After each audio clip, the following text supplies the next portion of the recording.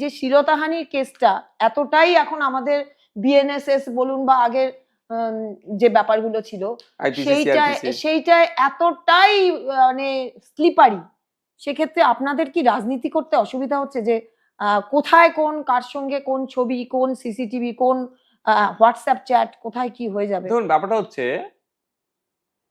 এই এত প্রোপাগান্ডা চালাচ্ছে সত্যিকারের যে মহিলাগুলো আজকে ক্ষতিগ্রস্ত হচ্ছে বা সত্যিকার অর্থে শ্লীলতাহানির শিকার হচ্ছে, সেটাকেও আমরা সন্দেহের চোখে আজকে দেখছি। মানে এত মিথ্যার বেসাতি। একটা আপনাকে বলি, পক্সো কেস সেনসিটিভ পারিবারিক ঝগড়া হয়েছে, লাগিয়ে দিয়েছে পক্সো 643 এই তো আছে, আপনি ভালো জানবেন আমার থেকে। তো এইটা মিসইউজ হচ্ছে, সেক্ষেত্রে আপনাদের রাজনীতির ময়দানে তো সবাইকে নিয়ে চলতে হয়, সেক্ষেত্রে কতখানি আমি আমার কথা বলছি। আমি আগে এই ধরনের সম্মুখীন হবো স্বপ্নেও কল্পনা করিনি।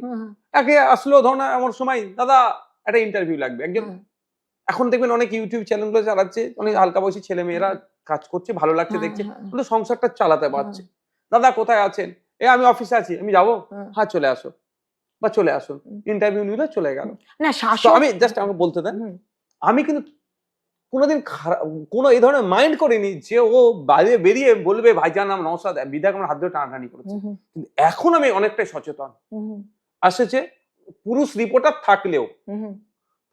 থাকলেও যদি দেখছি হালকা বয়সী, মানে আমাদের সমবয়সী ছেলে মেয়েরা আসলে আমার সিকিউরিটিকে ডেকে বসাই, কেন এটা করতে হবে? তাহলে ওই সাংবাদিকটার প্রতি আমার যদি ভরসা না থাকে, না এইটা তৈরি করেছে শাসক, বর্তমান শাসক এই জায়গাটা তৈরি করেছে। তার পেছনে কি আপনি মনে করছেন পুলিশের হতে পারে বিশ্লেষণ ক্ষমতাটাও হতে পারে, তাকে প্রজেক্ট করে পাঠানো হচ্ছে, তুমি 4 দিন যে তার এ করো, তার সাথে কথা বলো, এ করো, হ্যান করো, ত্যান করো, ভিডিও করো, হঠাৎ করে একদিন বলে দেবে।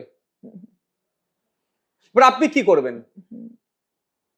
আপনার নামে বলে দিল, মিডিয়া ট্রায়াল তো আগে হয়ে যাবে, আপনাকে তো আগে পুরো ভিলেন বানিয়ে দেবে, একদম আগে ভিলেন বানিয়ে দেবে।